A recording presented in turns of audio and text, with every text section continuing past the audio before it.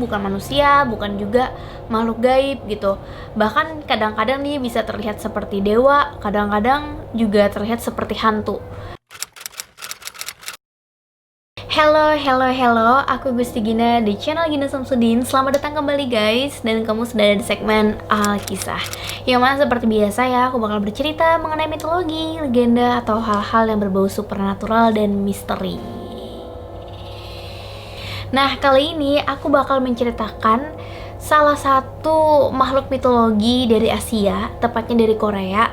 Karena biasanya aku menceritakan makhluk mitologi dari Eropa, sekarang kita agak geser ke Korea, yang bisa dibilang sangat-sangat terkenal karena beberapa tahun yang lalu ada drama Korea yang begitu booming, populer, bahkan aku salah satu penontonnya, yaitu Goblin. Nah, Goblin sendiri ini guys sebenarnya dari Eropa. Cuman ternyata di Korea sendiri ada yang disebut dengan Korean Goblin.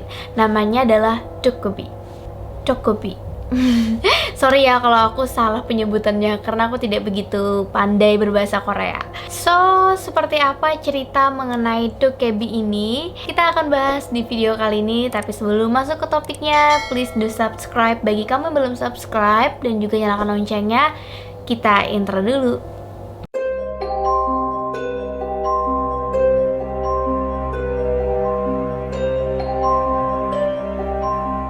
So guys, ada yang bilang kalau Dokkobi ini adalah goblinnya Korea. Yang mana kalau goblin itu sendiri berasal dari Eropa ya, di mitologi Eropa sejak abad ke-14. Dan kisah-kisah mengenai goblin itu sangat terkenal di karya-karya abad pertengahan di England, Amerika Serikat, Skandinavia, dan Eropa lainnya. Itu kenapa goblin ini juga sangat terkenal di dunia. Tapi kalau goblin ala Eropa itu mereka adalah bangsa dari peri. Dan mereka memang tujuannya untuk membuat masalah pada manusia. Ya, mereka emang suka gangguin gitulah pokoknya. Termasuk suka merampas barang-barang manusia pada malam hari. Selain itu juga penggambaran fisik dari goblin ala Eropa itu bisa dibilang agak jelek ya. Makanya ada yang diasosiasikan sebagai troll, tapi beda sih, bukan troll. Goblin Eropa ini adalah bangsa peri guys. Buat kalian yang belum tahu gimana sejarah mengenai peri, kamu bisa tonton video aku yang ini. Cuman di video kali ini aku bakal menceritakan lebih jauh mengenai Goblin Korea atau Dokkobi. Karena Dokkobi ini disebut sebagai Goblin Korea, maka kita bisa lihat gitu kan perbandingannya dengan Goblin di Eropa. Kalau Goblin di Eropa itu cenderung jahat atau bahkan mengerikan, tapi kalau Goblin di Korea ini justru mereka ini makhluk yang pengen bermain-main dan berbaur dengan manusia. Mereka tuh pengen bener-bener menjadi bagian dari kehidupan manusia gitu loh. Jadi udah kelihatan bedanya itu di sana. Cerita paling awal mengenai Dokkobi ini diketahui pada saat era Silla of Lady Dohwa and Bachelor Byung. Buat yang belum tahu, itu adalah salah satu kerajaan di Korea pada zaman dulu. Tepatnya pada tahun 57 sebelum Masehi sampai 935 sebelum Masehi. Walaupun begitu, dongeng-dongeng mengenai Dokkobi ini malah banyak berkembang di era Joseon. For your information juga guys, periode Joseon ini meninggalkan banyak sekali nih warisan kepada Korea modern pada saat ini. Termasuk kebudayaan Korea modern, etiket, norma, dan sikap masyarakat. Bahkan sampai ke bahasa Korea modern dan dialek-dialeknya juga berasal dari tradisi Joseon. Dan kerajaan ini berdiri pada zaman dulu itu lumayan lama ya, dari tahun 1392 sampai tahun 1897. Kalau kalian sering menonton drama Korea atau film Korea, mungkin sangat dekat dan sangat familiar dengan era Joseon. Lagi-lagi aku mau minta maaf nih kalau misalnya aku salah penyebutan bahasa-bahasa Korea. Oke, lanjut cerita. Di Korea sendiri guys, Dokkobi ini adalah karakter. Jadi bisa dibilang dia ini bukan manusia, bukan juga makhluk gaib gitu. Bahkan kadang-kadang dia bisa terlihat seperti dewa, kadang-kadang juga terlihat seperti hantu. Ya namanya juga karakter gitu kan, yang sangat berkembang di era Joseon. Bahkan Dokkobi ini juga disebut sebagai representasi atau proyeksi mengenai pria pada era Joseon, yang mana dokebi ini sangat suka bermain-main dengan manusia, suka minum-minuman, suka juga main-main dengan perempuan. Berarti pria-pria di zaman Joseon itu tidak jauh penggambarannya seperti sifat dokebi. Ada beberapa sumber yang mengatakan bahwa dokebi ini adalah makhluk yang immortal atau berumur panjang atau bahkan abadi dan memiliki satu kaki. Yang mana kalau kita lihat dia terlihat memiliki dua kaki, padahal satu kaki itu adalah manipulasi dari magicnya. Dan ya, dokebi juga memiliki dua benda yang sangat lekat dengan dirinya. Yang pertama adalah tongkat sihir yang bahasa Koreanya adalah dokebi bangmangi, dan kemudian dia juga memiliki topi dokebi yang disebut dengan dokebi gamtu. Kalau dokebi gamtu ini alias topi dokebi ini guys, misalnya dia pakai, itu akan membuat kekuatan invisible. Ya mirip-mirip kayak jubah di Harry Potter gitu loh. Berarti kalau misalnya kita pakai itu, kita tuh bisa jalan-jalan tanpa ada orang yang bisa melihat kita.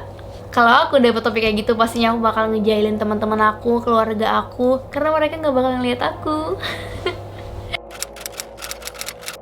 Di Korea sendiri ternyata ada banyak juga ya versi cerita tentang dokebi ini. Jadi setiap daerah itu kayak punya ceritanya masing-masing loh tentang dokebi. Nah, salah satunya paling terkenal adalah dokebi yang bisa menghukum manusia-manusia jahat, termasuk orang yang menjahatinya. Jadi dulu katanya ada seorang kakek-kakek yang tinggal di pegunungan. Dia itu tinggalnya sendirian gitu loh, nggak punya teman. Dan akhirnya dokebi ini datang nih ke rumahnya. Dan kemudian mereka ini berteman. Dokebi ini kan sangat suka ya membaur dengan manusia, hidup bersama manusia, termasuk suka bermain games dan juga minum-minuman. Nah, akhirnya setiap malam dokebi ini makan bersama kakek itu, minum-minuman dan juga bermain game. Suatu hari si kakek ini nih ke sungai dan melihat bayangan dirinya di sungai. Jadi kayak melihat pantulan diri gitu loh. Dan betapa kagetnya kakek ini ketika dia melihat pantulan dirinya malah hampir menyerupai dokebi. Nah, karena kakek ini nggak pengen menjadi seorang dokebi yang hidupnya lama, mungkin tersiksa juga ya kalau hidup lama. Akhirnya si kakek ini berusaha untuk ngakal-ngakalin si dokebi. Lalu kakek ini pun mengundang dokebi buat datang ke rumahnya nih sambil minum-minum gitu kan. Ditanyalah dokebi ini, Dokebi, kamu tuh paling takut sama apa sih? katanya. Terus dokebi bilang, Aku paling takut sama darah. lalu dokebi ini ternyata bertanya juga ke si kakek. Terus kamu kayak takutnya sama apa? Nah, si kakek ini pintar nih jawabnya. Dia bilang dia takut sama uang. Aku takut sama uang, Dokebi, makanya aku tinggal sendirian di hutan. Aku nggak mau punya uang. Gitu. Keesokan harinya si kakek ini pun membawa seekor sapi yang sudah disembelih sama dia. Dan darah sapi tadi dia tuangkan di seluruh rumah dia. Biar dokebi yang datang nanti akan ketakutan dan tidak masuk lagi. Karena kan si kakek nggak pengen ya ketemu dengan dokebi lagi, bermain dengan dokebi.